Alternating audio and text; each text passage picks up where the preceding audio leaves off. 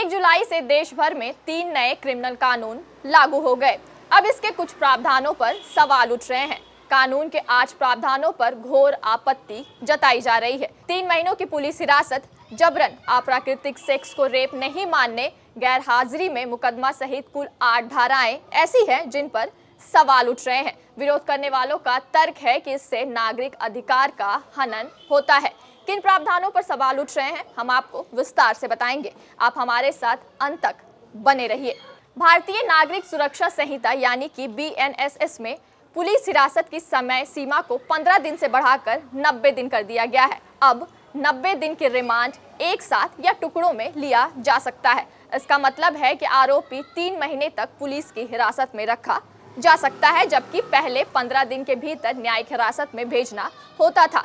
नए प्रावधान में आखिर क्या आशंका है? दरअसल कानून के जानकारों की चिंता है कि अब चूंकि 90 दिन की हिरासत का प्रावधान है, तो ऐसे में हिरासत के पहले 15 दिन पूरे होने से पहले पुलिस दोबारा रिमांड मांग लेगी।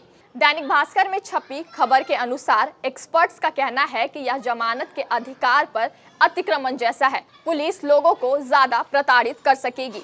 अगर कोई 90 दिन तक रिमांड में रहेगा तो वकील का खर्च भी बढ़ेगा। दूसरी आपत्ति एडल्ट्री कानून को लेकर है। IPC की धारा 497 के मुताबिक एक्स्ट्रा मैरिटल केस की स्थिति में उस पुरुष को आरोपी माना जाता था जिसका महिला से संबंध हो। तर्क था कि सेक्स जैसे विषयों में महिलाएं अनिर्णय की स्थिति में होती हैं और उसे इमोशनली मैनिपुलेट किया जा सकता है। हालांकि सुप्रीम कोर्ट ने इसे असंवैधानिक बताया था। इसे संविधान के अनुच्छेद 21 के तहत महिलाओं की गरिमा के खिलाफ बताया गया था। संसदीय उप समिति ने इसमें बदलाव की सिफारिश की थी, लेकिन भारतीय न्याय संहिता के सेक्शन 4 में इसे जस का तस बहाल रखा गया है। सेक्शन 84 कहता है कि विवाहित महिला को बहला फुसलाकर उसे अवैध संबंध बनाने के इरादे से ले जाना अपराध है। वही 497 वाली दिक्कत है। माने यदि कोई महिला मर्जी से किसी से संबंध बनाती है तो उस पुरुष को ही दोषी माना जाएगा। भारतीय न्याय संहिता में अप्राकृतिक सेक्स शीर्षक वाली IPC की धारा 377 को पूरी तरह से हटा दिया गया है। अब किसी पुरुष का पुरुष के साथ या ट्रांसजेंडर के साथ जबरन सेक्स को रेप नहीं माना जाएगा। पीड़ितों के पास शिकायत का विकल्प नहीं होगा। दरअसल 2028 में सहमति से समलैंगिक संबंधों को अपराध की श्रेणी से बाहर कर दिया गया था। पहले यह IPC की धारा 377 के तहत अपराध माना जाता था। समलैंगिक संबंधों की मंजूरी मिलने के बाद धारा 377 के तहत जबरन अप्राकृतिक संबंध में केस दर्ज किया जाता था। अब चूंकि यह धारा हटा दी गई है तो जबरन अप्राकृतिक सेक्स के पीड़ित पुरुष या ट्रांसजेंडर कानूनी मदद नहीं ले पाएंगे। भारतीय नागरिक सुरक्षा संहिता की धारा 37 कहती है कि थाने में आरोपी का नाम डिजिटली डिस्प्ले किया जाएगा। प्रत्येक पुलिस स्टेशन में एक नॉमिनेटेड पुलिस ऑफिसर आरोपी का नाम, पता और उस पर लगे गए आरोपों का ब्यौरा दर्ज करेगा। इसे हर पुलिस स्टेशन और जिला मुख्यालय में डिजिटली डिस्प्ले किया जाएगा। कानून के जानकार इसे निजता के अधिकार का हनन मान रहे हैं। चिंता इस बात की है कि आम जनता जो कानूनी कार्रवाई नहीं समझती है वो आरोपी को दोषी समझ सकती है। आरोपी के जान को भी खतरा हो सकता है। भारतीय न्याय संहिता की धारा 226 भूख हड़ताल और अनशन को सुसाइड मान सकती है। सुसाइड अपराध माना जाएगा। कैसे, ये समझिए। न्याय संहिता की धारा 226 के मुताबिक पब्लिक सर्वेंट को अधिकारी ड्यूटी से रोकना सुसाइड का प्रयास माना जाएगा। कानून के जानकार कहते हैं कि इसका मतलब है भूख हड़ताल या अनशन को भी सुसाइड का प्रयास माना जा सकता है। इसके लिए 1 साल की सजा, जुर्माना या फिर दोनों सजा साथ साथ दी जा सकती है। विरोधियों का कहना है कि केंद्र सरकार लोगों से विरोध का अधिकार छीन रही है। भारतीय न्याय संहिता और भारतीय नागरिक सुरक्षा संहिता में एक नई सजा कम्युनिटी सर्विसेज का जिक्र है। भारतीय न्याय संहिता की धारा 4F कहती है कि मृत्युदंड, उम्र कैद या फिर कठोर और असाधारण कैद की जगह अभियुक्त को कम्युनिटी सर्विस करने को कहा जा सकता है। अब सवाल है कि कम्युनिटी सर्विस क्या होता है, अभियुक्तों को क्या करने को कहा जाएगा, यह स्पष्ट नहीं है।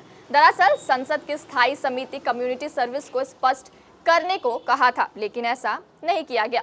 भारतीय नागरिक सुरक्षा संहिता की धारा 173 3 कहती है कि जिन अपराधों में 3 से 7 साल की सजा का प्रावधान है, उनमें एफआईआर से पहले प्राथमिकी जांच हो सकती है। कानून के जानकारों का कहना है कि इसमें आम लोग परेशान होंगे। पुलिस यह कहकर प्राथमिकी दर्ज करने से मना कर सकती है कि हम प्राथमिकी जांच कर रहे हैं।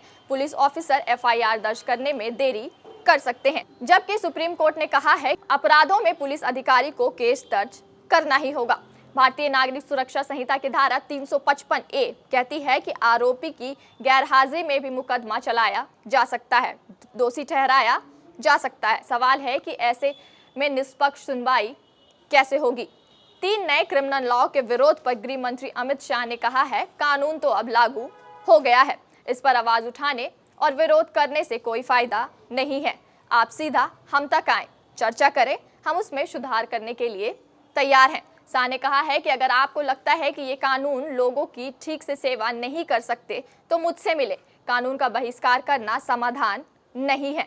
राजनीति में शामिल होने के और भी कई तरीके हैं। कल से जो 3 नए कानून लागू हुए हैं उनमें भारतीय न्याय संहिता यानी कि BNS, भारतीय नागरिक सुरक्षा संहिता BNSS और भारतीय साक्ष्य अधिनियम BSA है। इन कानूनों ने भारतीय दंड संहिता IPC 1860, आपराधिक प्रक्रिया संहिता CRPC 1898 और 1973 और भारतीय साक्ष्य अधिनियम 1872 की जगह ली है। बायोम मेडिकल प्रिपरेशन का एकमात्र संस्थान जहां है complete digital classrooms, individual doubt counters, video lectures, student tracking system, library facility, 100% result oriented rankers batch, study package and class notes in PDF। Jharkhand के इतिहास में पहली बार नीट UG में 700 मार्क्स पार। 10th पास स्टूडेंट्स के लिए फाउंडेशन कोर्स और 11th पास student के लिए फ्रेशर कोर्स। 12th पास स्टूडेंट्स के लिए टारगेट कोर्स 18 अप्रैल से शुरू हो रहे हैं। Contact biome.